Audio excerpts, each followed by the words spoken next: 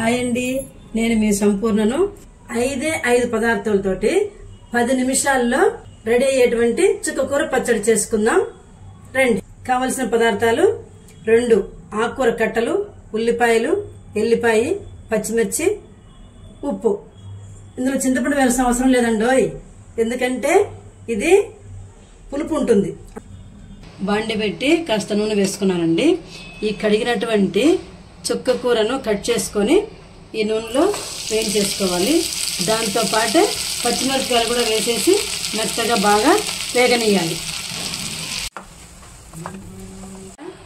వేసిన తర్వాత మూత పెట్టి మగ్గించుకోవాలండి. కరెక్ట్ గా 3 నిమిషాల్లో అయిపోతుందండి మగ్గటము. చూడండి, చూసారా ఎలా మగ్గిపోయిందో మెత్తగా. కరెక్ట్ గా 3 నిమిషాల్లో మగ్గిపోయిందండి. నేను కల్లుప్పు తీసుకుంటానండి. ఇదిగోండి, సరిపోయినంత ఉప్పు వేసేస్తాను. ఇది చల్లారిన తర్వాత మిక్సీలో వేసుకోవాలండి, వేడివేడిగా వేసుకోకూడదు, అంతలోపు ఈ ఉప్పు అందులో కరిగిపోతుంది. మిక్సీ వేసేసాను. ఇప్పుడు ఫైనల్ టచ్ ఇద్దాం పదండి. ఇదే ఫైనల్ టచ్. బాండి పెట్టుకొని ఇవన్నీ వేయించేసుకోవాలి. ఇదిగోండి, తిరమాత వేగిపోయింది. ఫస్ట్ ఎల్లిపాయలు వేసుకుని వేయించుకోవాలండి. బాగా వేగిపోయినాయి.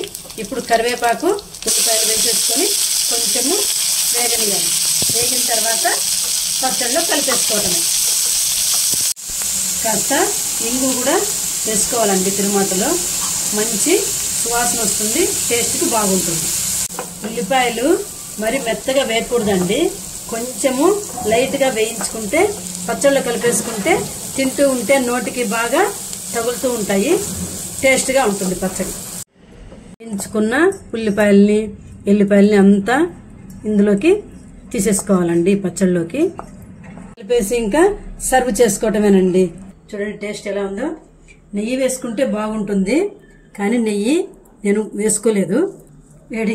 వేడిగా ఉందండి అన్నము.